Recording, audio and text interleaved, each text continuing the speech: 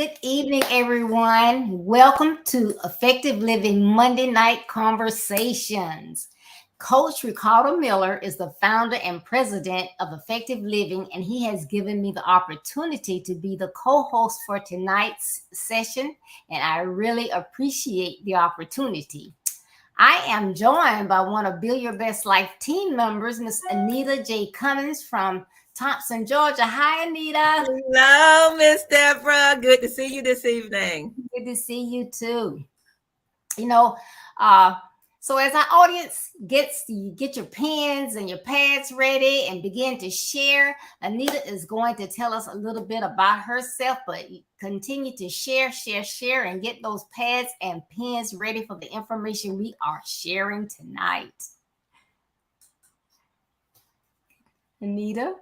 Yes, ma'am. As stated, my name is Anita Cummings. Currently, I'm residing in Thompson, Georgia. I was born and raised in a small town called Fountain Inn, South Carolina, and I am child 11 of 12. So that's my claim to fame. I am a retired educator of 33 years, did 32 of those years in McDuffie County, and that's in Thompson, Georgia. I am a proud member of Mount Pleasant Missionary Baptist Church. That's in Thompson, where my pastor is none other than the Reverend Rodney Lockett. I'm a proud mama of Ty and Marcus Cummings, and I am just so happy to be here tonight. Just want everybody to know, I think the main thing I want anybody to know is that I am a child of the King. And I hope that the way I live, the way I give, the way that I serve will reflect that in my daily walk. I can do nothing without him. So that's sort of me in a nutshell, Deborah. Awesome. Thank you so much. You're All welcome. right. We hope you are ready, because we are. Tonight, Anita and I are leading the discussion. Our topic is stop the blaming. Stop the blaming. Yes. And, we are all responsible for only one person. And if you got a mirror anywhere around, you look in that mirror and what you see back, that's who you have control over, right, Anita? That's only you. That's exactly right. Only you. And now we are all human, and so that means that we're not perfect. We will all make mistakes. It's okay. It is okay. It's okay. But what is not okay is to blame people when we allow our poor sense of planning, our lack of discipline. We have no sense of time. We have clutter, or we are lazy, or other poor attributes that cause our lives to bend and crumble, and we blame others. Now, that's not okay. That's not okay. Okay. That is a no. Because you see, what happens is when we blame others, that takes those poor attributes and then that makes them even worse. And then on top of that, you are really showing people what kind of character you have when you begin to blame others, because they can see through that stuff. It's hard to, now, Anita, when you say it's hard to really deceive a lot of people. I think so. I really do. I think they can see beneath all of that. Yeah. So, they can see that. And so then it becomes hard for them to accept you in the future, because if they see you as an example working on a project with someone, and for whatever reason the project is late or it doesn't come up to par, and you say, well, I was there every day, and they wouldn't listen, and I tried to tell them, and you just so next time somebody has a project, they're not gonna want you on the team with them because they know what's gonna happen. You're going to blame everybody else. You're not going to take blame for anything. That's true. Yeah, and that is really, really so unfortunate that people do things like that. And I'm going to age myself with this as always. But I don't know, you probably don't remember Flip Wilson. Oh, yes, I do. Flip Wilson. The devil made me do it. Yeah, he always would have devil made me do it, but that was his punchline. So that was supposed to be funny. But it is not funny when someone else puts their misgivings back on you. That's not funny. It's not funny. That's not funny. And it So yeah, doesn't feel good either. It's not funny and it doesn't make you feel good at all. right. Because sometimes, like I said earlier, most time people can see through the deceptions, but depending on what group you're in or where you are, or if you're there for the first time and you start, saying, well, and you put it on someone else, they may think, oh, poor you. How dare she or how dare he? So, you can put people in a bad place. So it is really, really not any good. Um, so Anita, have you ever encountered being blamed for someone else's dilemma when they fell short and oh, you know that, Anita? Of course. And I think if we truly think about it, um, in our family and in our profession, we all have. I would like to start with maybe like from my family perspective. In my introduction, I stated that I'm child number 11 of 12. So in that situation, more blame was placed on my older siblings than it was on me. So I want to first give a shout out to my older siblings for always having my back and always taking the blame. But that's what older brothers and sisters are for. You need somebody to always have your back. And they took the blame. And when they took the blame, they always made sure that I learned the lesson. Had to learn the lesson from that. And I carried that experience into my role as a mother. As a mother, I believe that I'm my child's biggest advocate, but I also believe that when you spare the rod, you spoil the child. Did I say that the right way? Yes. Okay. You spare the rod, you spoil the child. But they're children, and sometimes I think they make mistakes. So, in my upbringing of my son Ty, when he made a mistake and it was his fault, I always tried to make sure that we had a conversation about the right way, the wrong way, the expected behavior. And that was a lesson learned. Now, if you repeat the behavior, if you repeat the action, then the next time you'll get the consequence. But I do believe that we need to teach and we need to grow our children when we are, or when they have done an action that's not um, to our liking, an unapproved behavior. All right. Now, in my professional career, I think that's where I have received the most blame, Miss Deborah, for things that I just had to take responsibility for, because once you become or get or blessed with the leadership position, certain things come with that position, All right. including accepting the blame.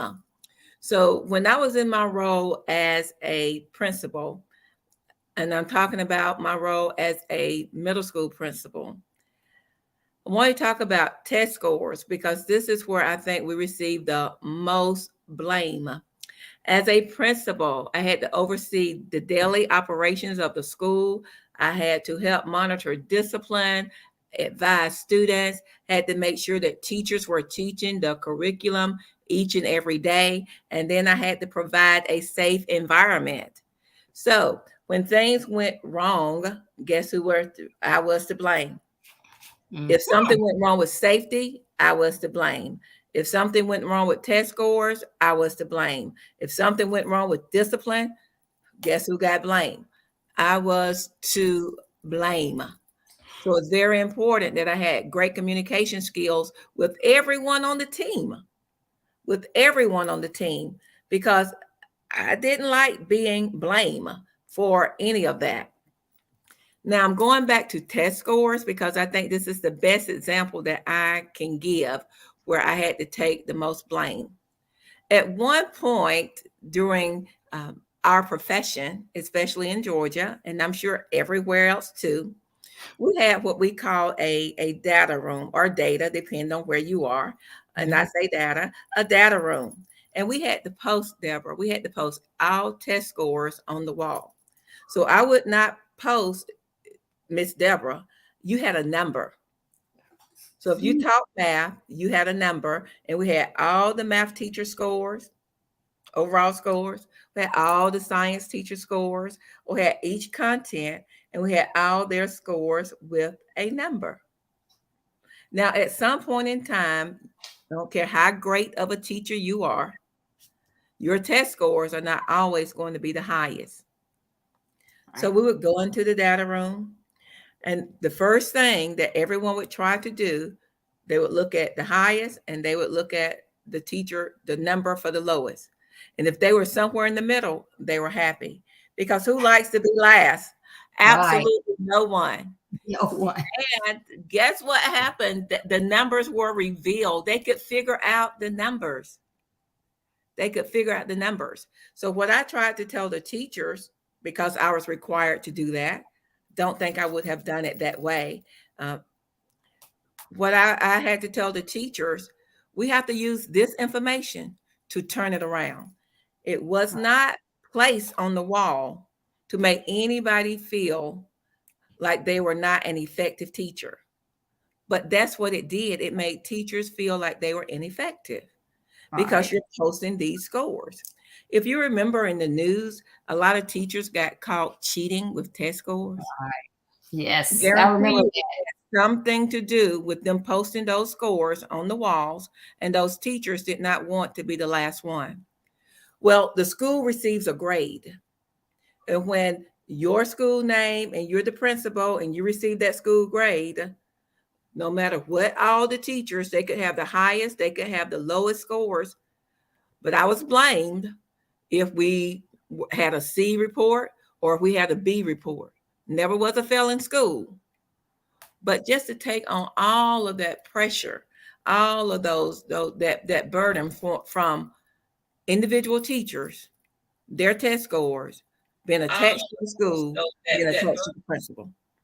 So that I think that was probably the hardest and the most difficult blame that I had to receive.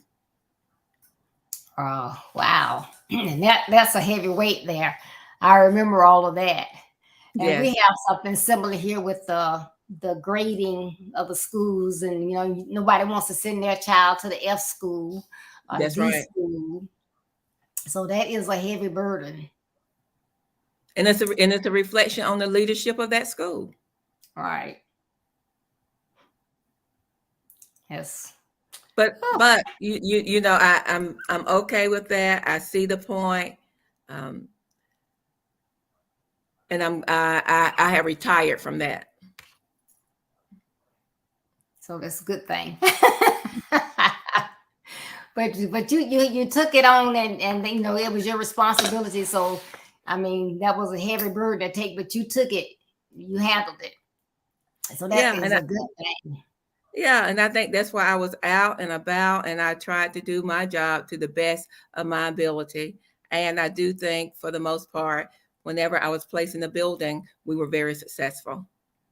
That's good. I can tell, I can tell, I can tell. You still got it, girl. I still love it too. Yes, amazing. And I know we're talking about blame and everything, but it's just, I don't know, it's not amazing to me, but it's like, when you have someone and they say, "Oh, well, I want to be in education." And so let's just take you as an example. And you said, "Oh, I want to be in education," and you got an education and you didn't care what grade they made, whatever. And it's just like, well, why did they ever get in that if they don't care about That's children? They right. don't care about people learning. It's just, I guess that's just life. Yeah, some people view it as it's just life, but you definitely have to have a passion, not just for the profession that I'm in, that I love dearly, but for our profession, the medical field. I think if you have a passion for it, you will do your very, very best. And when you are blamed for anything that has happened, then you can take that and you can learn from it and you can grow from it. Because I just refuse to believe that most people don't put their best efforts forward each and every day. So when the outcome is not in our favor, it's not because we didn't try. All right. It's just because we fell short. and that's Yeah, okay. You that's stated earlier, we're not perfect that's right. and we make mistakes. That is so right. You got it. Excuse me. Well, you know, we got all kinds of people in all kind of occupations or whatever. So it's like whenever an employee receives feedback, which you and I know feedback can help you. Yes. But a lot of times when people get that feedback from a superior, they are quick to say, "Why the boss ride me? The boss always on me." Now, do you always think that when someone gets feedback, it's the boss? This is what I believe. I believe that all bosses are not created equal. And I definitely believe that there are some bosses who will ride you for whatever reason that they have. There are Mhm. some good bosses, just like there are some ineffective bosses. Right. There are those who had to work our way to that position, and then there are those of us who were just placed that way for whatever reason. I think you said it earlier. Some people are there, and if they don't have a passion for it, then they might not be effective. They might be ineffective. So if you are working for an ineffective boss who love to ride you, as we say, if you are a believer, then I invite you to read Matthew 18 and 15. And this is what it says. And if thy brother sin against thee, and I'm calling it, they're riding you, maybe not a sin, but they're riding you. Mm-hmm. It says, if thy brother sin against thee, go, show him his fault between thee and him alone. If he hears thee, thou hast gained thy brother. So if you feel as if your boss is writing you from that scripture, this is what I gain, that you need to approach him in private. Approach him in private and express how you feel. Don't discuss it with others. Don't be walking around the building, the place, telling everybody how you feel. You go Right. to your boss and you tell him first how you feel. But make sure when you go, you're not all caught up into your emotions when you go, because you're still an employee and he or she is still the boss. So don't let your emotion cloud your judgment when you're speaking. And then remember just to keep everything in perspective. That's right. If he's writing you, then examine what he or she is saying. Take it, what you can use to improve, use it to improve. If you can't use it to improve, um, maybe that's a sign. It's a sign that you need to improve, or maybe a sign that you have outgrew that environment and it's time to get promoted elsewhere. But you definitely need to be happy wherever you work, because we spend so many hours at our place of employment. On the other hand, when we have good, effective bosses, I think the key to that is respect and mutual respect. I know, Deborah, I know you heard it before that sometimes it's not what we say. It's how we say it. And sometimes it can actually be where we say it. So how we say it, where we say it, everything just need to be perfect. When we're giving feedback, I like to give feedback the way that I like to receive feedback. And I like for my feedback to motivate me. So when I'm providing feedback, I'm hoping that my feedback will motivate. I'm hoping that my feedback will encourage, because I am going to make absolutely certain that I choose my words wisely, as to not to keep banging you down with Right. my feedback, but to lift you up and to continue to motivate you. I wish everybody could have a nice boss and a good boss. These are the quotes that I like that goes with that question, Deborah. Make today so awesome that yesterday get jealous. And the only person that you should try to be better than is the person you were on yesterday. So Wow. you only compete with yourself. If somebody's giving you feedback, listen and then see what you can do to work with it. Sometimes a lot, sometimes nothing. That's good. I love that. Yes. I sometimes I can see, like you're saying, if it is someone that is a good boss, and some employees sometimes they have these skills, but they may be timid, and they Yeah, sit back, and but they'll have that boss that says, well, now you gave me this report, and you say that you improved from last week. um, But how would I know you improved from last week? You don't give me any details. that's right. And so, that they're pushing them. Hey, you know, but if you take it, well, I told them I improved. If I improved, what else do they want me to say? I improved. I didn't do worse. But you're not thinking. They're trying to push you into doing better. Better. Because if you are improving and your peer is not, there's something that you're doing that's different. So maybe if you can add a little fluff to your what you're reporting, you know, uh, then that will help not only the department and just you, but that will help the others. Oh, okay, so maybe we need to change that process. I see what you're saying. Your numbers increase, but they increase because you did blah blah blah. uh because but I've seen bosses that actually, they'll give you that feedback in the right place and right Yeah, time, but they're trying to help you come out of that space of being sometimes, like when I was working, it's you've been beat down so too much. much that you're afraid to speak up, Yeah. because sometimes people look at you like, she talking back to me. Yeah. Yeah. So, you get, okay, well, maybe I shouldn't say anything. So sometimes it is that they, step up to try to assist, I think. Yeah. I think you also made a good point that we need to make sure that when we're giving feedback that we are as specific as possible so they know exactly what they need to work on. Uh, I know as an educator, we just can't say very good or you did a good job. We need to be very, very specific as to what the good job was, exactly what we like, and give those details so they can continue doing that behavior or doing that performance. So let's be specific in our feedback if we actually need for our employee, our person to improve. Right.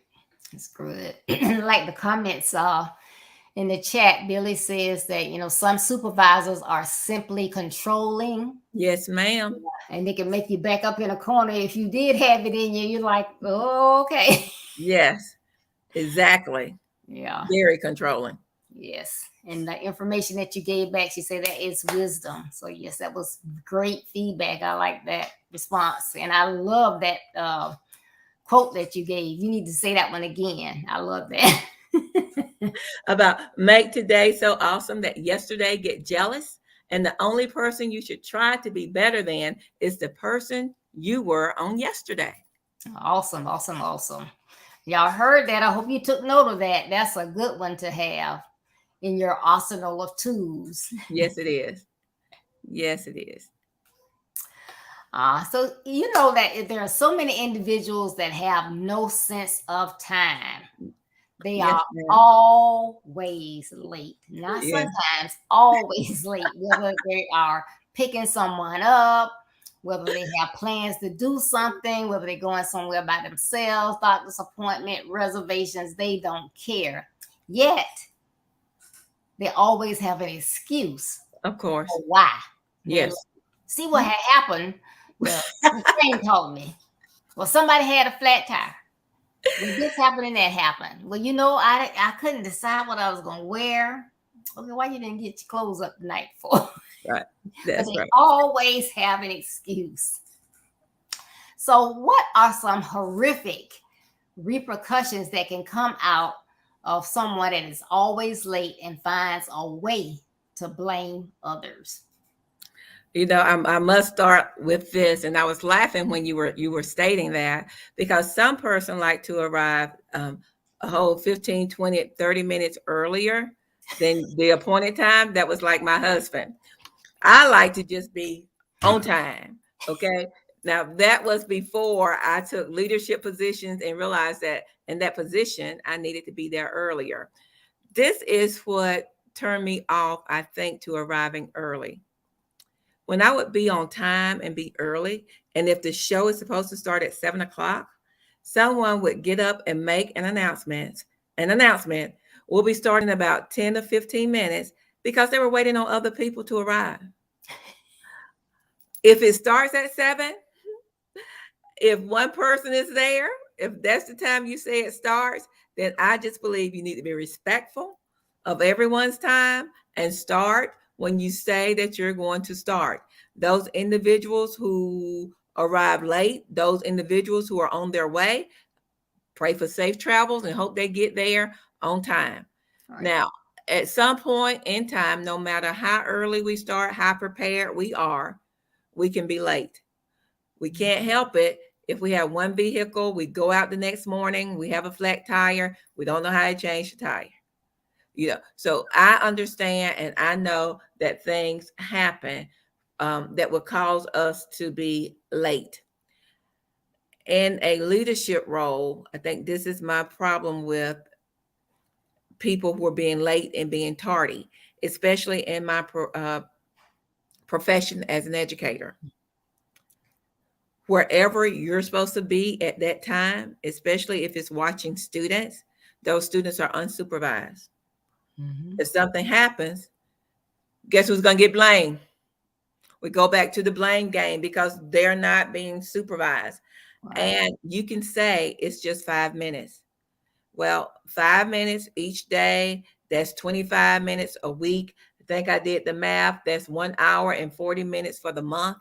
Can you imagine how much you could teach in an hour and 40 minutes?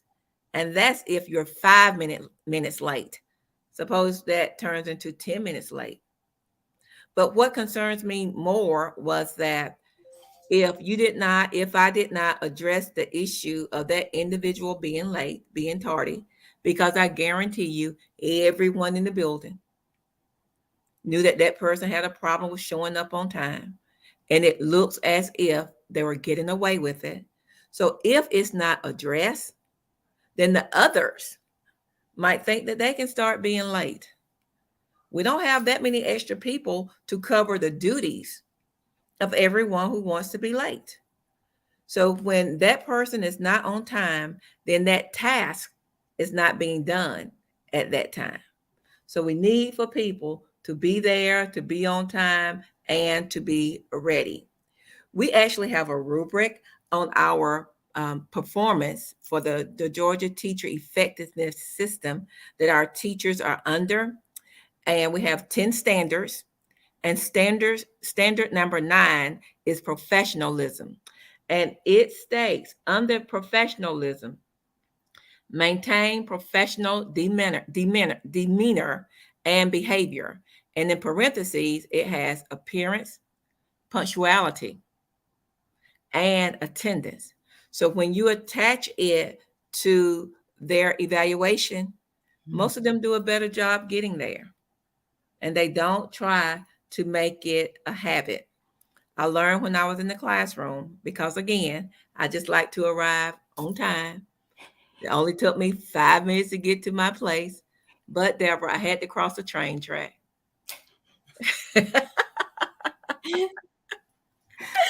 And the train sometimes would come, and it would make you late. If you live in a small town, you have no choice but to wait. So I Right. learned early to allow myself more time, and now I will get there 10 to 15 minutes before time. But you better believe I want you to start on time.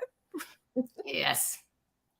Yeah, I'm with you. I have that problem with well, I'm one of those I gotta be there before time because I don't know what's gonna happen, but it would just kills me when I get somewhere and they don't start. I'm like, my Yeah, goodness, what are they doing? Who they waiting on? What's going on? exactly. That and when you're in a meeting, because like when I have a Bible study, we start at 7. I give them 4 minutes. I say, okay, 7:05, we're gonna get started. We can start, but I hate to be in a setting where you started, everything is flowing, somebody comes in late, and that leader bounces back. Now what we Oh, discussed before, really, really, they late. They yes, didn't even ma'am. see you afterwards.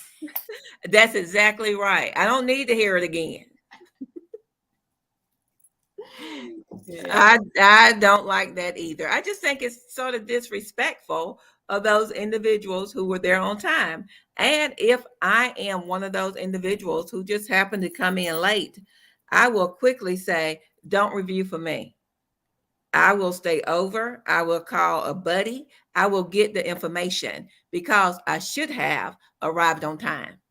All right, that's good. Because that is one of those. Let me get to this question. All right, we have a corporate firm and they post a job. In that job, they very specifically state what they need in that position, which they're supposed to do anyway. They need someone with a master's degree in business, 3 years of experience in management, excellent communication, organization, and problem solving skills. So we have an applicant that applies, and she sees the requirements, but she Yes. applies anyway. But she has a 2 year degree. This person is always late. She always Mm. misses deadlines. She's been with the company only 1 year. She has no management experience, but she went ahead and applied for the job. Now, of course, she didn't even get called to get an interview, but she runs around and tells everybody, I didn't get that job because I'm a woman. I don't think that's right. I think I need to go to HR. And if HR doesn't do something, I'm going to sue. I'm going to get me a lawyer because the only reason why they didn't hire me is because I'm a woman. Now, what is she doing? You know that sounds so familiar, and I guarantee you that all of us, if it has not happened to us as an individual, it has happened to someone in our inner circle. Deborah, you know I like affirmations and I like quotes. So here's another quote. Complaining is a waste of energy. Those who complain the most accomplish the least. Now, in this situation, because I actually understand, but because getting passed over for a promotion can be disheartening. Been there one time, done that. Whether you thought you deserved the job, was promised a job, or just knew that you had the job in your pocket. No one likes hearing that they did not meet the requirement. So my first interview as for an assistant principal was at a school in our small district. And when I tell you, I knew I had that job without a shadow of a doubt. I knew I had that job. Wrong. I did not. I did not have that job.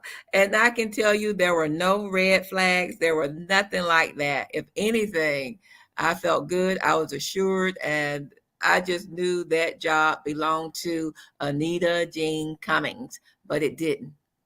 So what I learned from that experience is that I had to find out exactly why I did not get the job. I had to take that information or what the interview team thought that I could have worked on and what I could have done better. And then I had to continue to network so I could be abreast of the opportunities that were coming up next. What I did not do was I did not act right away because I was hurt. So I had to take my time. I did not react or act right away. Did not badmouth the person who received the job over me because sometimes, life comes in a full circle. All And right. I just believe some things are only a test. And the main thing that I did not do, I did not beat myself up. I took it for what it was, a job that I just did not get. But you know me, and you know I believe in God, and we serve a God, and He is definitely an on time God. The Yes. very next year, I was blessed with a job that I guarantee you was a blessing to me, and I could bless more people. And I was their number one choice. So the job, I think what hurt me so much about not getting that job, even though I thought I was going to have the job, I was told that I needed to get experience. But coming out the classroom and trying to get a leadership position, you have to start somewhere. All right. But it was given to a person who was coming out the classroom who wasn't so, you know. Mm, But lesson learned. But this case and this sister, who first of all did not have the qualifications, I do believe God will equip those who are called. In her file, I guarantee you, there was sufficient documentation of her poor performance. So she could talk, she could badmouth, she could do everything else. But she just need to revisit her file to see all of those times that she is not on time. And if she's not faithful to what she has been given there, no need to elevate or to promote her, because those behaviors not going to change because she received a promotion. all right. You need to get her act together, and she can use any excuse that she wants to. But the truth is, her poor performance hindered her from being promoted in that situation. Call it what it is. Do better. And stop blaming. Stop blaming. Stop blaming and do better. Do better. But we Yeah, do it all the time. Individuals do it all the time. They right. do it all the time. We find any reason, anybody to blame, because we are a society who like to blame.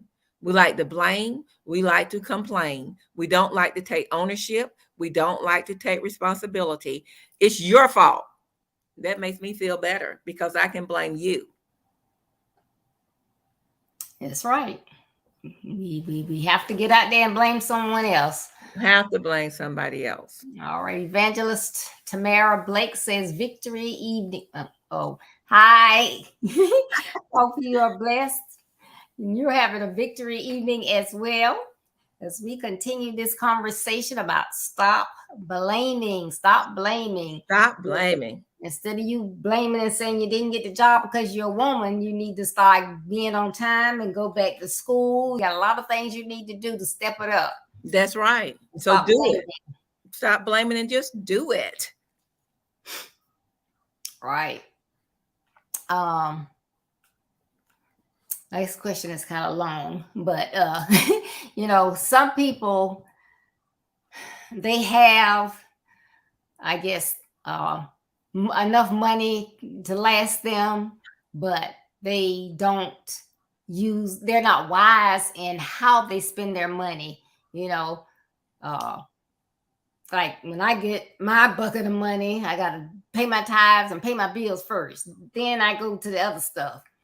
Okay, but let's just say someone, they have their utilities cut off, and they know they haven't paid their bill, so they're getting ready to get the utilities cut off, and then they begin to say, well, that's just not right because you read the meter wrong.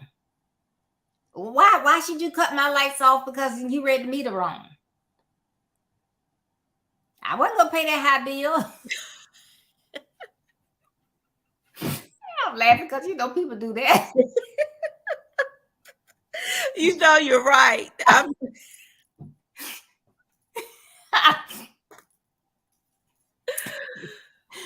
So what? I mean, I know you don't know what make people do things like that, but I mean, what? What what can even make them stop with this blaming stuff? This silly stuff, because it's really silly. You're gonna blame everybody that you didn't pay your bills that you had the money for because you don't have any lights.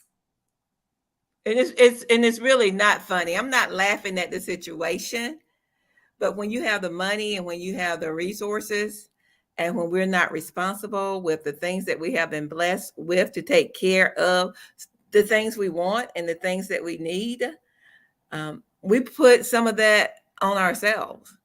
We do. Right. We cause some of that to happen to ourselves. This is what I don't understand, Deborah. I really and truly don't understand why certain things have to be so high and have to be so expensive. Now, I try to be as conservative as possible. I do. I turn off lights in the house. I watch my water and make sure I don't have any leaks or any drips. I try really, really hard to be conservative. And I understand and I know that utility bills and other companies, they're in it for the money and they definitely have to make money. But with this question, if I have Verizon and you have Verizon and we have the same plan, then that plan is that plan. They're not overcharging me or overcharging you. It is what it is. So maybe that individual needs some financial planning, some budget planning, because every now and then, believe it or not, we do need to seek professional help. We need to seek some professional help, and it's okay to seek professional help. If there's a better way that I can use the resources that God has blessed me with, I want all of the help that I can receive. What we Right. need to do, and even like in this question, if my bill jumps from $55 to $155, then I'm going to compare my bill. I'm going to get on my phone. I'm going to find out what's going on and what's happening. But if my bill has been $55, $55, $55, I have a choice. I can pay the bill or I can get rid of the service. Now, I don't think that they're going to let anyone slide by just because we are a good complainer.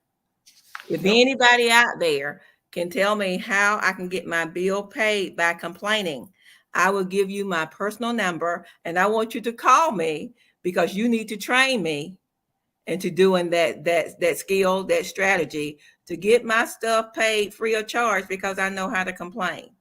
So pay the That's right. bill.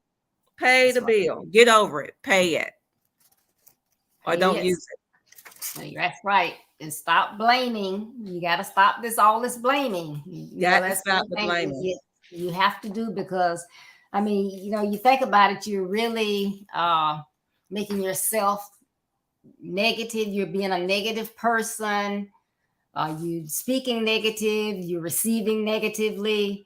And you're not doing yourself or anybody else any good. If anything, you're turning people off because, especially when you blame others That's for, right. your lack of. So it really, makes an impact. It does. It does. Yeah. And I'm going to refer to Coach Miller's book, Effective Living. And in his chapter, I think this is 5, Crippling Effects of Excuses. On Oh, page, on page 35, he says, people place the blame for everything they can't do on outside forces. yes. At the end of the day, there's an excuse for everything, but you have the power to overcome excuses. By simply shifting your perspective and actions, you can put excuses to rest. The only thing you really have control over in this life is yourself. So it is Amen. best to make the necessary changes within, and everything else around you will begin to take form. That's the truth. Right. So you So have true. to take advantage of yourself, your life. Remember, I started out by saying that person that you see in the mirror is the only person that you can control. So what you're allowing your actions, as I like to refer to it, those actions that you're showing everybody else that is not helping you, it's not helping anyone else. So you need to sit down and think about it. Why am I in the place I'm in? That's right. Why do I speak the way I speak? Why am I doing what I'm doing in my life? I want to change that. That's good. I like that page. That's page. I like page 35. Yeah. Yes. This is a very good book of effective living. I love it. Um, Now this time is going so fast. Let's see how many of these we can get through. But people tend, you always hear people, well, the reason why, you know, I'm on public assistance is because my family was. The reason why I smoke is because my dad did. The reason why I eat all these sweets is because every Sunday we had 4 desserts. And so I'm just used to eating dessert. So we always blaming our parents, our childhood, or someone. So there are different, really different things. And so uh, we can, take turns taking some of these. Okay. So like the first one is my family doesn't support anything I do. Okay, what is it that you're trying to do? But if you are a young adult or even a teenager and your family is not supporting you, what is it that you're trying to do? Is it you want to play an instrument? Do you want to play sports and they don't want to pay the fees? What is it they're not supporting you in? You want to be a musician and they're saying that's not good for you. Well, you have to show them something. If you're expecting your family to support you, if in the past, everything that you've done so far, you start and you stop, you start and you stop, you have to show them something that is going to make them, because I'm pretty sure your family wants to support you. They want to see you succeed. So then you should be having those conversations about why they don't think a certain thing is good for you. So you can talk about it. They can give you their pros and cons, and you can do the same and you can talk through it. But your family, don't say that you can't do anything in life because your family never supported you and they don't support you now. Because if you're talking about what they didn't do in the past, that tells me that you're older. So when you get older, then you're responsible for yourself. So you have to make it up in your mind that you're going to switch lanes, change paths, or do something different. Because if what they have done in the past is not helping them, it's not helping you, then you got to make something change. If you do the same thing, you're going to get the same results. But question why you're saying your family does not support you. Have you given them a reason not to support you? Hmm. And it's up to you to make that change. That's true. That's so true. I think the next one you had, it talked about my spouse or significant other won't help me. And I like my affirmation card. So on this affirmation card, it goes with what you just talked about, as well as number 2. Today, I will only surround myself with people who support me. Not telling anybody to leave your spouse or your significant other, but you are only responsible for you. The biggest thing that matter is your journey towards success and achievement should be your drive to motivation. So you are the driving force between where you are and where you want to be. It's your life, and you need to make sure that you're happy. So go for it. Go for it. That's good. I like that. And I love those affirmations. I got to find out where you got those cards from. Next one, I don't have enough money. You don't have enough money. And I'm going to take it that you're a young adult or older. You don't have enough money. So why don't you have enough money? Do you have student loans? Are you working at all? Because I just get flabbergasted when I see the number of help wanted signs all over the city. It's different types of businesses. I don't care what Yes, type of business. Everybody needs help. everybody. Yeah, everybody need help. Even went to have some shirts made today. Need help. So why don't you have help? If you have a job, it's not paying enough. You need to effective living. Get those second strands of income. Find something else to do. Yeah. Or you need that help that Anita talked about earlier. You may need someone to help you to kind of tighten things up, or you just wasting money on things because sometimes we have bad habits. I'm That's a true. Michael Kors person. I got Michael Kors all around my closet, and now when I see Michael Kors, I just hit delete. Girl, you don't need another purse. You can take one purse at a time. So but sometimes you got to ask for help. Is there somewhere I need to tighten up, or do I need to get a second job?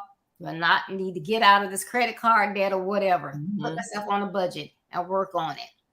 I don't have a lot of time to stay on that one, but that is one that can impact other areas of your Yes, life. it is. You really need to look into getting some help on that one if you in that situation and it's causing you to blame others. Yes, I agree. I agree. And I don't know if we'll ever get to the point where we think we will have enough money. So sometimes we just need to do it anyway and come up with some more resources. I love this next one. It says, because I am a woman. I know we are all familiar with this phrase. She stated, I may be the first woman to hold this office, but I won't be the last. So we definitely cannot let that be our excuse. I say it's girl power and go do it anyway. Go do Don't it let it anyway. be a female should be your motivation to do it, not your motivation to keep you from doing it. That's Girl power. Go do it anyway. yes, go do it anyway. I'm not smart enough. Who said you're not smart enough? What are you not smart about? God gives us a purpose in life, and then Yes, when He gives you that purpose, guess what? He gives you what you need to make to see that purpose through. He gives you the skills. So don't say you're not smart enough. You know, you might not be smart as the next person. You may not know what that other person does, but you know something and you're good at something. that's So don't right. ever say you're not smart enough. You can learn. If these little toddlers can get a tablet and learn how to read, I got a 4-year-old granddaughter. She teaching herself to read. She gets on that iPad and she repeat. She can tell stories, and it's what she just repeating. No, she not. Right. We riding down the street. She said, "Hmm, get brakes." I was looking around like, what? She's 4. I said, yes, that's what it says. Get brakes. I do not stop on truck. I was like, what? I said, oh no, that's not truck, that's track. But she knew it said, do not stop on the tracks. She All knew. right. She's 4. So you don't ever say you're not smart enough to do something. You won't know until you try. So Until you try. try. That's right. And if you're just starting in a new field or a new profession, you're not supposed to have all the knowledge anyway. And learning is an ongoing process. So always feel like you can continue to learn. I need another certification before I can progress. Well, this is what I believe about that one. God equipped those who he called. So if he's calling you to do something, he's going to equip you to do it. But in the meantime, you be doing your research, you be getting all your transcripts together, whatever it takes, start applying so that once you're in that position, or get your ducks in a row. So when it comes time for it, you won't have to keep digging and keep tracking. Learning is an ongoing process. Always be in the mindset as to I must prepare for what is coming next. Always. If it takes another certification, so what? Go get the certification and do it anyway. All right. Yes. And okay, go ahead and take another one, Anita, because we are running out of time. This is so good. This could have been 2 sessions. So take another one, and we're going to end that part of it. Well, I want to talk about it says, I'm black and I can't get ahead because I just believe in the word. And this is what Genesis 1 and 27 states. So God created man in his own image. In the image of God, he created him, male and female, he created them. So if I'm created in God's image, my skin tone, I'm proud of it because God created me in his image. Ephesians 2 and 10 states, for we are his workmanship, created in Christ Jesus for good works, which God prepared beforehand that we should walk in them. So I can walk in it no matter what color I am. I'm going to do it anyway. And my final one that I like, it comes from Psalms 139, 13, and 14. For you formed my inward parts, you knitted me together in my mother's room. I praise you, for I am fearfully and wonderfully made. So I am going to do it anyway. My affirmation card today, I am confident. Today, I am who I am, and I am capable of doing anything that I can put my mind to. Today, I am special. Today, I will realize that I am a unique, one of a kind person. And if I must say, since I'm in Georgia, and James Brown was a Georgia liner person, say it loud. I'm black and I'm proud. Hey. So go do it anyway. Again, let being black be your motivation. Let being white be your motivation. Whatever color you are, let that be your motivation to go do it anyway. That's not an excuse. That's not an excuse. So don't use it for an excuse and don't use it to blame others. Go do it anyway. Do it anyway. Yes, yes, yes. So, of all the positive things that we have been talking about tonight, there should be no reason why you think that you have to walk around and not uh, uh, own up to what you do. You don't have to blame others. If you make a mistake, you make a mistake. That's But right. you are a woman, you're a man, you're black, you're white, you're red, you're brown, tan, whatever you are. You're smart, you have a brain, That's you right. can do it. Do it anyway. That's right. You Do know, it anyway. do it anyway. And we had so much more information we could give you, but we're going to give you some tips. I guess I give two, and Anita can give you two tips that we have for you. But I think it's just so very, very important to stop blaming others. I know we've had a few chuckles tonight, but it is a very serious situation, Yes, it is. because no one wants to be around anyone that's always negative. No one. You know, we are in a place in our lives where we have more than the next person, Amen. and we are blessed. We feel better than the next person. So it's just so much that we have. And so, we just need to stop blaming, take accountability for what we do or don't do, because we have control over ourselves, and just do it anyway. Do it anyway. Do it anyway. Do it anyway. So you want to go ahead and give your two tips, Anita? Yes, I think, and I think about my family on this one, and also the workplace, but mainly my family when I like to give this tip as far as blaming others. If it's going to save the relationship, I'll take the blame.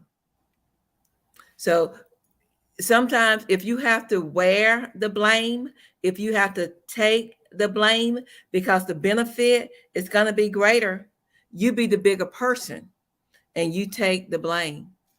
I will do almost anything to keep in the right relationship with my family and with my siblings. And if that means taking the blame, Deborah, I'll take it. I will take it so we can move forward and Move our forward. relationship can stay intact. And I Yeah. think something else that's very important. So many times we think it has to be a right way and a wrong way. I wish we could erase that. Sometimes it's not a right way or a wrong way. It's just your way, it's my way, and your way is a good way, and my way is a good way. So I would try to erase that you're right and I'm wrong. And if you have to, be big enough to say, I was wrong. I'm sorry. I made a mistake. Amen. I love it. Yeah. All right. If I had to give two, the first one would be just to tell yourself, I am not a victim. I'm a victor. Amen. Yes. Amen. And so just, think about that. You are a victor. So you're going to come out ahead. So you don't have to do that blaming. Just be yourself and do your best. That's right. Be yourself and do your best. And the rest doesn't matter. That's right. Your best. Your best. And you don't even have to complain or give an excuse, I should say. So if you don't have to give an excuse because you're doing your best. How much more can you do if you do your best? None. None. What do you do to a child that comes and they got a car full of C's and you know that they have studied, they have done the best that they can do. They're a C student.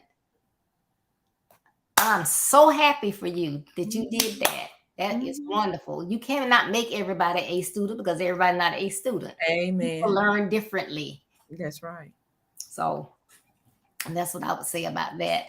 And I guess the other one, if I have to give another one, is be intentional. Be intentional about what you're doing. So, if you're going to be late, when you're at the job and you're not doing right, you're supposed to be doing your work, and you somewhere making copies, or you taking a smoke break, and then you want to blame somebody else. Be intentional about what you are doing. That's You're right. responsible for yourself.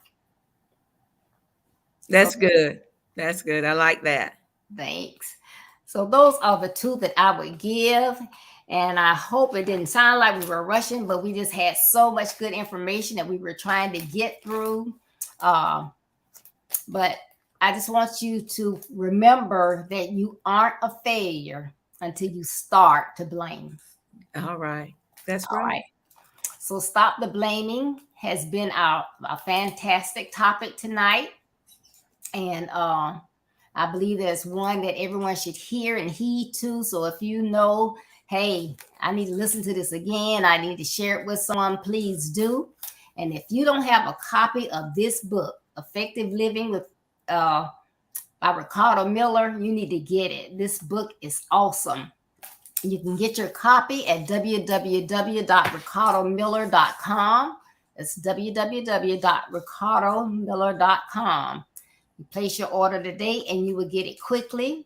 If you are looking for someone to help you navigate creating a life that you won't want to take a vacation from, you need to contact Coach Ricardo Miller. If you are willing to put in the work, he will assist you in living a life that's balanced with faith, family, fitness, fun, and faith. Amen. Faith, fitness, family, finance, and fun. So Love that. check him out, please. And please, please, please tune in next Monday as we have another segment of Effective Living Monday Night Conversations on May 2nd, 7 o'clock Central Standard Time. And our co-host will be Coach Della Major. So thank you so much. Is there anything you want to close us out with, Anita? Stop the blaming and go do it anyway. All right, do it anyway. And I so enjoyed you, girl. Thank you so much for coming on here with me tonight. Thank you for having me. Thank you, and good night, everyone. Good night.